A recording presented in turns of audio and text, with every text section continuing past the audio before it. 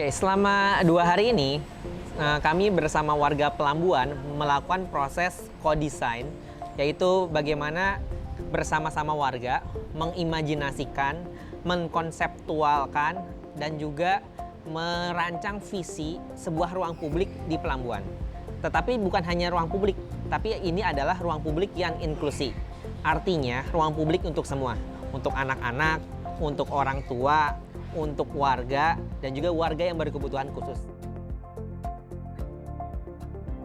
Jadi yang menjadi focal point ataupun fokus di ruang publik ini ataupun konsep perancangan ini adalah bagaimana desain-desain yang inklusif dan juga prinsip-prinsip universal design bisa terwadahi di sini.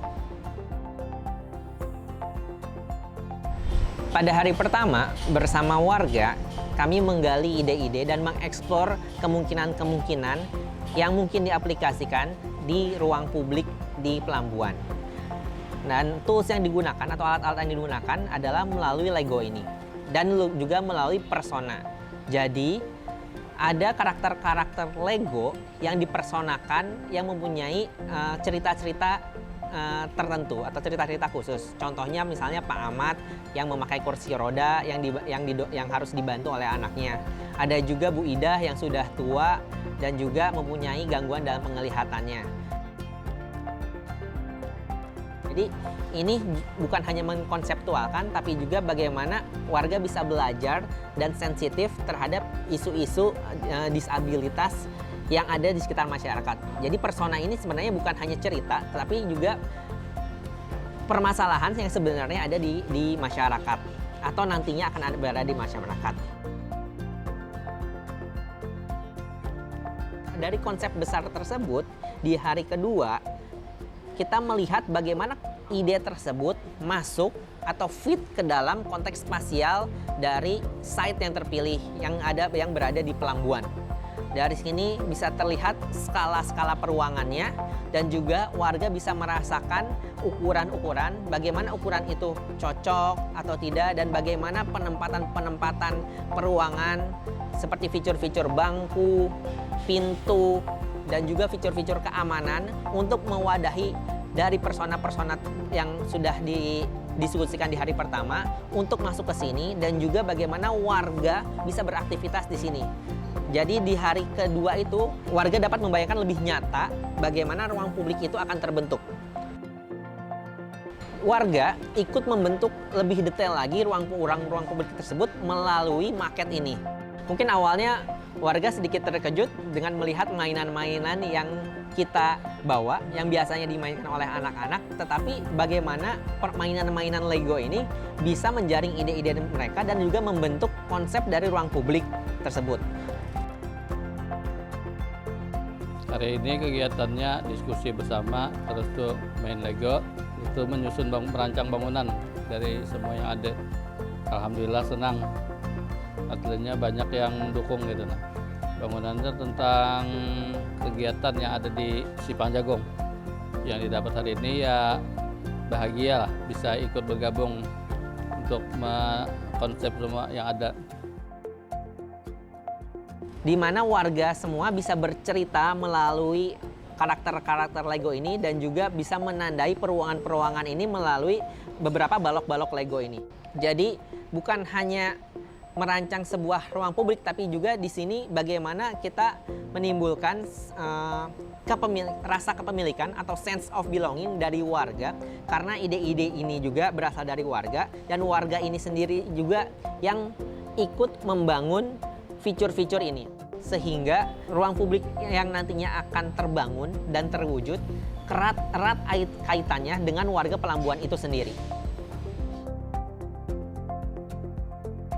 Yang paling berkesan warga dilajarin mendesain ya.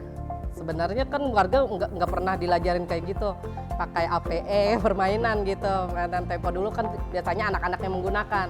Ini sekarang kita yang menggunakan, kan orang-orang yang tua, sudah tua, dilajarin desain gimana ini tempat apa untuk apa memfasilitasi bagian disabilitas, lansia, supaya enak kan menuju akses yang pertemuan tadi itu. Kami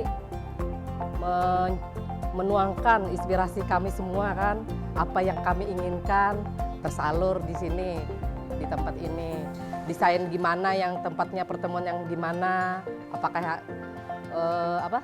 yang bertingkat atau enggak, yang gimana supaya nyaman buat lansia, buat penyandang disabilitas, buat yang ibu rumah tangga yang mempunyai anak gitu. Kalau yang kami diskusikan tadi itu bangunannya itu kami menginginkan istilahnya yang sebagai tempat pelatihan, kalau difokuskan di sini Sasirangan. Jadi kami itu minta yang bangunannya tuh 2 tingkat. Untuk yang di bawah untuk pertemuan, kalau yang di atas untuk cadangan dan sebagai tempat penyimpanan barang. Kalau yang disabilitas kayak para lansia yang pakai kursi roda, untuk akses masuk ke dalam ruangan itu dibuatkan untuk tanjakan sejenis ramkah ya namanya itu, dan pegangan tangan kayak buat lansia.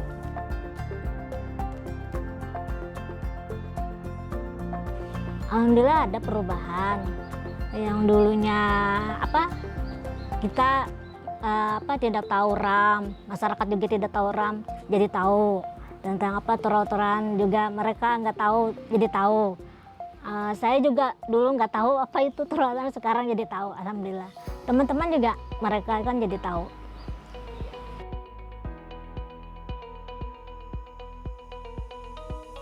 Kami dari komite sudah membantu itu proses kemarin tuh pembersihan tempat, pengusungan tempat, kemudian kami membantu dengan warga proses pendatangan pendirian bangunan dengan mengadakan bangunan memasukkan bahan bangunan ke dalam. Jadi dibantu dengan warga itu gotong royong membantu untuk memasukkan bahan-bahan bangunan untuk tempat bangunan.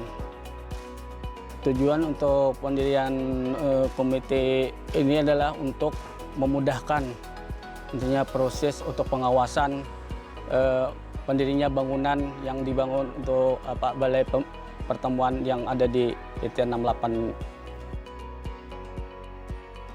Pembentukan komite kemarin itu berdasarkan musyawarah, ya terbentuk komite yang terlibat berupa 6 RT gitu.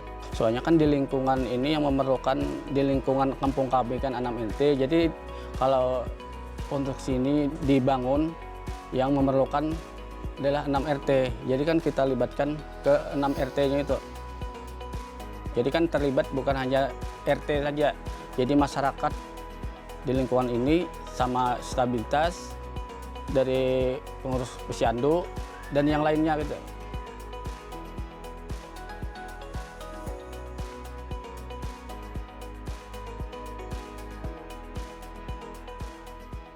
Ruang publik adalah bagian penting dari kota yang menopang berbagai aspek kehidupan warga di kota, terutama sosial dan ekonomi. Namun nyatanya, saat ini masih banyak warga yang berkebutuhan khusus dan kerap mengalami diskriminasi seperti difabel, anak-anak, dan lansia yang belum bisa menikmati ruang publik selayaknya. Metode partisipatoris yang kami kembangkan bersama University College London dan Global Disability Innovation Hub dalam kegiatan IT2030 ini bertujuan untuk menciptakan zona yang aman dan nyaman bagi warga, terutama bagi warga difabel dan lansia yang sebelumnya belum pernah aktif di kegiatan warga. Metode ini juga membangun kapasitas dan agensi mereka untuk turut serta menyampaikan aspirasi dan kebutuhan kolektif akan ruang publik. Sehingga ruang publik yang dibangun sepenuhnya dirancang oleh warga, dibangun bersama warga, dan digunakan untuk kepentingan warga. Ya, sangat bahagia lah saya. Terus saya sangat berterima kasih karena di tempat kami ada dibikinkan tempat untuk pertemuan. Kan selama ini kami nggak punya tempat kan untuk pertemuan warga. Alhamdulillah dibikinkan gitu. Didesainakan.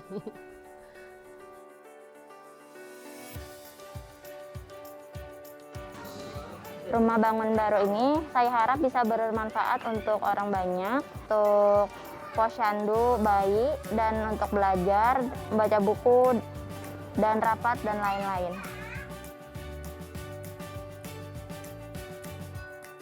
harapan kami di sini nih warganya kan bisa menggunakan tempat ini yang untuk lebih baik ke depannya. Pokoknya nyaman segala-galanya sudah menggunakannya tuh nah. Baik berobat, baik untuk posyandu lansia, posyandu balita kan bisa menggunakannya.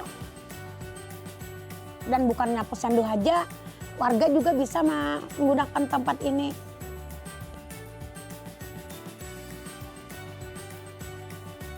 Investasi untuk ruang publik yang lebih inklusif dan aksesibel tidak hanya mementingkan satu kelompok saja, tetapi dapat berdampak positif bagi semua warga kota.